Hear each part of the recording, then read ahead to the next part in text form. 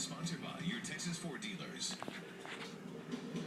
Hi, everyone. Welcome back here to Eagle Stadium, where tonight the big game Friday game of the week is Cedar Hill against the Allen Eagles, and I am joined by a very special group. This is the leadership of the Allen Eagle Escadrille, the part of the marching band, the whole thing. They're a big part of the games.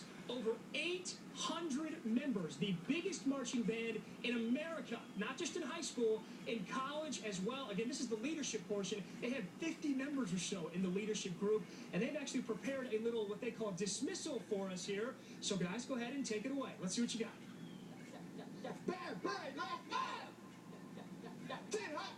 Eagles! 1, 2, 1, 2, bring it back down, Allen Eagle Escadrille, That is my favorite part. The end is just so cool right there. So let's talk to a couple people here. All right, first, tell me your name. Hi, I'm Kate Henderson. All right, Kate, what year are you in school? I'm a junior.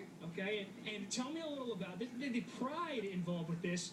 Over 800 members. You guys just have to have a huge passion for this, right? We do. Over the years, we've certainly become a tradition here at Allen High School. With so many members, how could you not be?